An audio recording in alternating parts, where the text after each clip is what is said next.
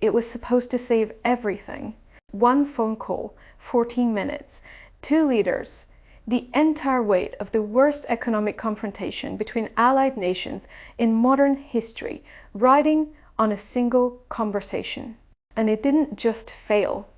It collapsed loudly, violently, in front of senior advisors on both sides of the line, with witnesses, with recordings, with every word being documented in real time. Welcome to Loud Truth. What you're about to hear is not a story about trade policy. It's not a story about tariffs or supply chains or diplomatic language.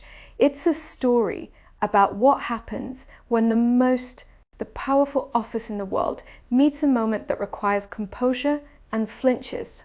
Because here's what nobody is saying clearly enough. The call between Donald Trump and Canadian Prime Minister Trump-Carney didn't just end badly. It ended in a way that sent shockwaves through every allied capital on earth. It ended in a way that gave America's adversaries something they couldn't have bought with a decade of espionage. And it ended with 7 words from Carney that are now being quoted in diplomatic circles from London to Tokyo. 7 words that may define this entire crisis. But before we get there, before we get to what was said, what was slammed, and what the silence afterward revealed, you need to understand the pressure that forced this call to happen in the first place, because the pressure tells you everything about why the collapse was so catastrophic. Stay with this. Every part of what follows is going to matter. For weeks before that Tuesday afternoon, the calls into the White House had been coming from every direction. Not from Canada, from America. American CEOs, manufacturing executives watching their supply chains dissolve in real time. Energy companies facing supply crises they hadn't modeled for. Financial institutions managing fallout from threats to Canadian banking access. Tech companies scrambling for critical minerals that only one country in the Western Hemisphere could reliably provide. The message from all of them was the same, and it was no longer polite. And this not eventually. Now, the National Association of Manufacturers had delivered a private briefing to the White House Chief of Staff. The number in that briefing, $400 billion. That was their estimate of cumulative economic disruption from the trade confrontation with Canada. Not a projection, not a forecast, a running total of damage already done. And then came the letter. The Business Roundtable, representing the most powerful corporate names in America, sent a document to the White House, signed by more than 160 CEOs. It was leaked, almost certainly deliberately. And its message was surgical. The United States, it said, was doing more damage to itself than to Canada.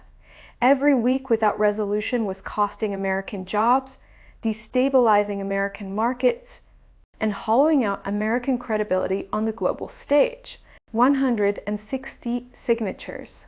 That's not a protest, that's a referendum. At the same time, 12 Republican senators and the same group that had already pushed back on the White House over banking issues sent their own private letter. The tone was measured, the message was not. Make progress or lose congressional support entirely. And then the Allies moved. The British Prime Minister called the White House directly. France's president made a similar appeal. Japan's Prime Minister communicated through diplomatic channels that the international community needed to see a direct leader-to-leader call as proof of responsible governance.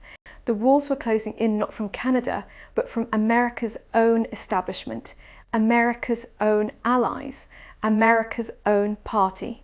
The call had to happen. There was no longer a choice. What nobody knew yet was what would happen when it did. The call was arranged over 7 days through back-channel diplomatic staff. Both sides agreed to ground rules before a single word was exchanged. The conversation would be substantive, not ceremonial.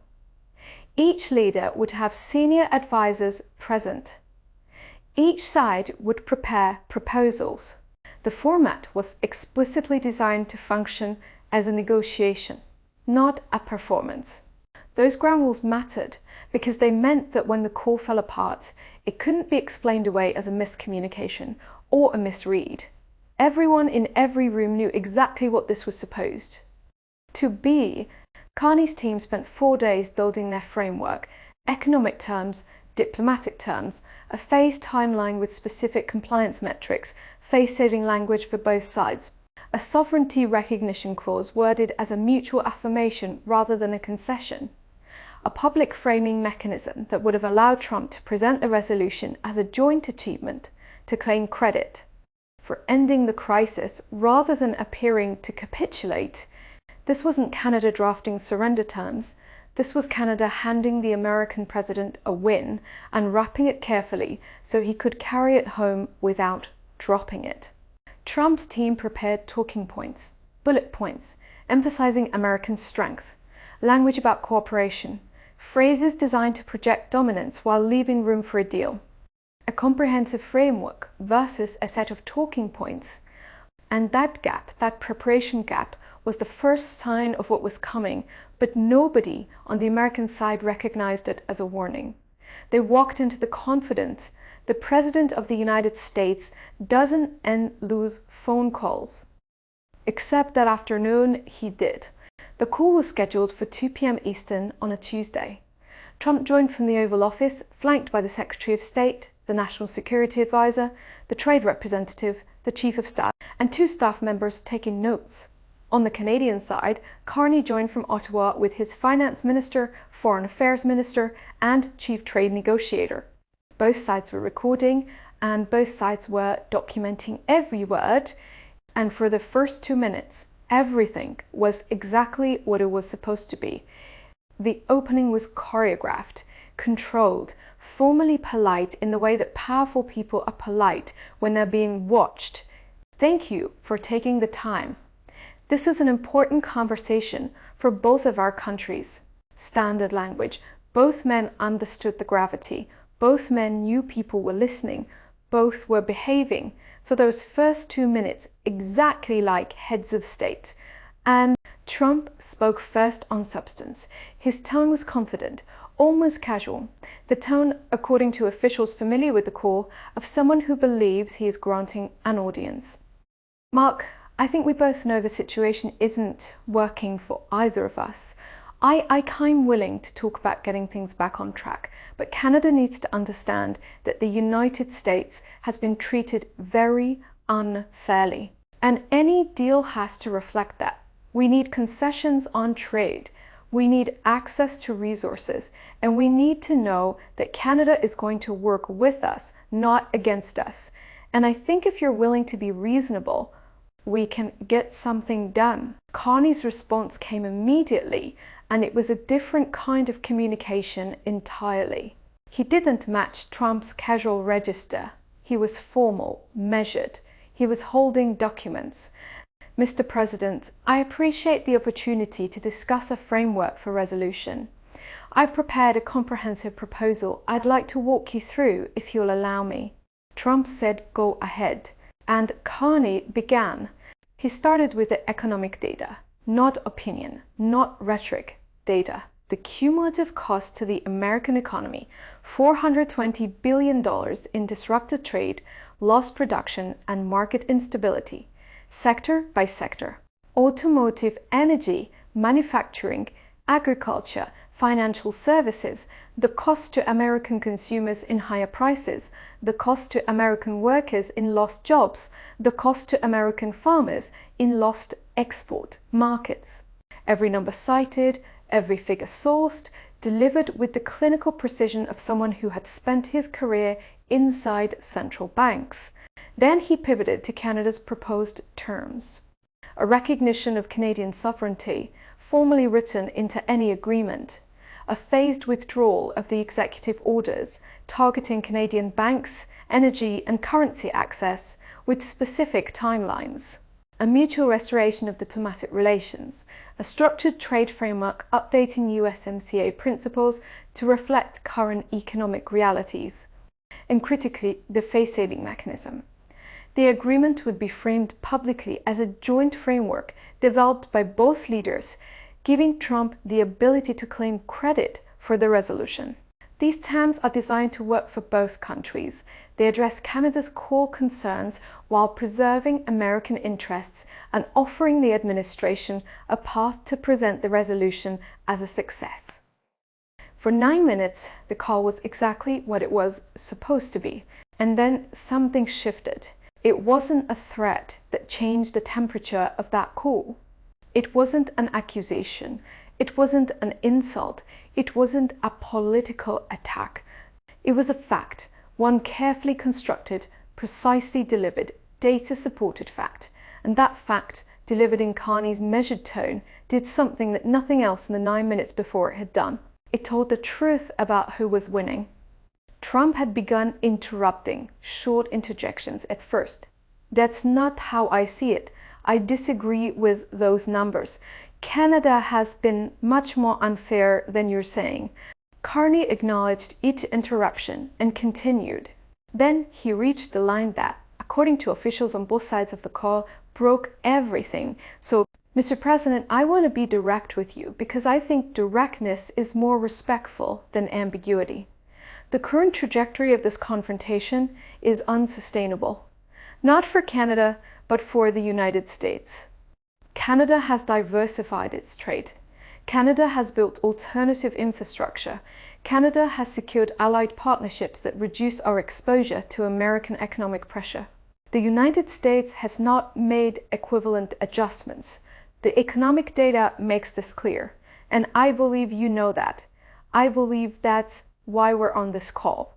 Silence. 1 beat, 2 beats, and then Donald Trump erupted. The accounts from officials on both sides are consistent. He began shouting. The words came in a barrage. You don't talk to me like that. Canada is nothing without the United States. You're a failed banker who got lucky in politics. Nobody tells the President of the United States that he's losing. Senior advisors in the Oval Office reportedly stiffened. One reached for the mute button. They didn't get there in time. The shouting lasted approximately 30 seconds. On a diplomatic call, 30 seconds of presidential rage feels like a lifetime. Then a sharp, percussive crash, the sound of a phone slammed down with force, and then dead air in Ottawa. Carney's team sat in silence. The finance minister reportedly closed his eyes, and the foreign affairs minister shook her head once. Carney himself sat very still for several seconds. Then he said quietly, almost to himself, "Well, that's unfortunate." Not anger, not shock.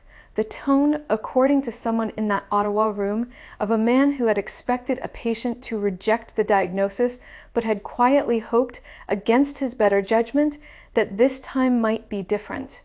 Across the line in Washington, the silence after the crash was absolute. Nobody moved for what staff later described as 10 to 15 seconds. That felt like an hour. Then one senior advisor said the thing that everyone was already thinking, "That's going to leak." Another said something worse. We had nothing to say back. He had a proposal. We had nothing.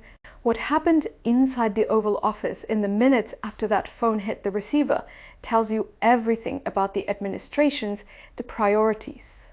The Chief of Staff left the room immediately, not to call allied governments, not to contact Congress, not to begin any form of diplomatic repair. He called the communications team. The first instinct wasn't to fix the diplomacy. It was to fix the story. And they already knew before a single draft was written that the story might not be fixable. Because no matter how they framed it, there were only 2 possible narratives, and both were catastrophic. Narrative 1. The president lost his temper because a foreign leader told him uncomfortable truths and he couldn't handle them. That's an emotional crisis. It suggests the President of the United States is psychologically unable to absorb data. That contradicts his assumptions. Narrative 2. The President deliberately hung up on an allied leader who was presenting reasonable terms because he didn't want to negotiate. That's a strategic crisis. It suggests the President is choosing dysfunction over resolution on a crisis. That is bleeding billions from the American economy each week. There is no third option. There is no version of events where slamming the phone down looks like strength. The communications team drafted responses. Multiple versions circulated within the first hour. The first draft framed the hang-up as the president making clear that the United States will not be lectured by a junior partner. It was killed immediately, calling Canada a junior partner, while Canada controlled resources, energy, pathways, and banking leverage the US couldn't replace was, as one staffer reportedly put it, bringing a slogan to a data fight. The second draft tried to characterize Carney's tone as condescending and unprofessional. Also killed, Carney's entire team had been on that call. Their account of his tone would contradict the characterization. Before it finished printing, the third draft simply read, "The President had a frank and direct conversation with Prime Minister Carney. The two leaders discussed the ongoing trade situation. The President made clear that the United States expects Canada to engage constructively. That was the best they could do." It said nothing. And in this context, saying nothing confirmed everything. If you're finding this story as important as it is, and you should, hit subscribe. What's coming next is the part that nobody is fully talking about yet. The communications problem inside the White House was real, but it was secondary, because the actual crisis wasn't about optics. It was about what that phone slam had just transmitted, instantly, clearly and permanently, to every allied government on earth. The British Prime Minister had personally urged the Trump-Carney call. He had called the White House directly to push for it. He had put his credibility behind the idea that a direct conversation would help. He was briefed on what happened within an hour of the call ending. A diplomatic source described his reaction with one word: despair. He told aides that the call represented the worst outcome we could have imagined, not because of what was said, but because of what it reveals about the capacity for resolution. France's president reportedly told an aide, "We pushed for this call. We told them it would help, and he couldn't last 15 minutes. Japan's foreign minister issued a public statement calling for continued efforts at dialogue. That's diplomatic language. What it translates to is, we know the call was a disaster and we're performing optimism for lack of any better option. Germany's Chancellor issued a statement that was remarkable precisely for what it implied without stating directly. Effective international leadership requires the ability to engage constructively with difficult realities. The transatlantic alliance depends on leaders who can sustain that engagement. The unspoken end of that sentence, "and we're no longer confident the American president can," was heard in every capital. But Allied concern, as devastating as it was, wasn't the most chilling consequence. The most chilling consequence was what America's adversaries had just learned. China's foreign ministry issued no public statement, but Chinese state media covered the incident extensively, an unusual editorial choice that analysts immediately flagged. Beijing wanted the story amplified. Beijing wanted it spread. The reason is strategic, and it's terrifying. A leader who cannot tolerate being told uncomfortable truths by his closest ally is a leader who can be manipulated by flattery, by provocation, by carefully calibrated emotional triggers designed to produce predictable reactions. If you want Trump to agree to something, flatter him. If you want him to reject something, present it with data that implies he's losing. One former CIA director, speaking on background, put it plainly. Every intelligence service in the world just received the most valuable psychological profile of an American president that has ever been made public. Not through espionage, through a phone call with Canada. Read that again. A phone call with Canada. And it gets worse, because Carney wasn't done. 2 hours after the call ended, Mark Carney walked to a podium.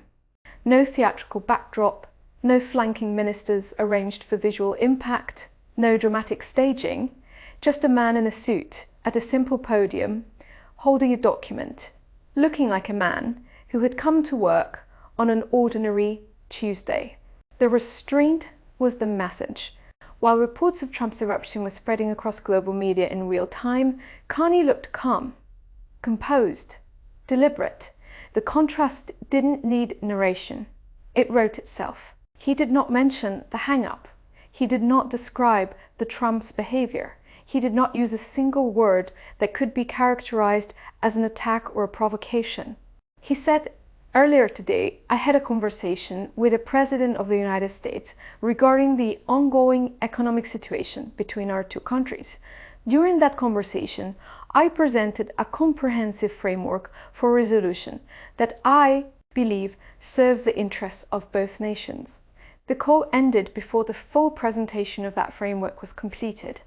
I would like to share the substance of what Canada proposed so that the public, the markets, and our international partners can assess for themselves whether a path to resolution exists. Then he read the terms point by point, calmly, specific. The trade framework restored market access for both nations while preserving Canada's strategic resource controls. The diplomatic restoration terms were phased to allow the United States to move at its own pace. The energy cooperation terms were structured as a new agreement, not a return to old arrangements.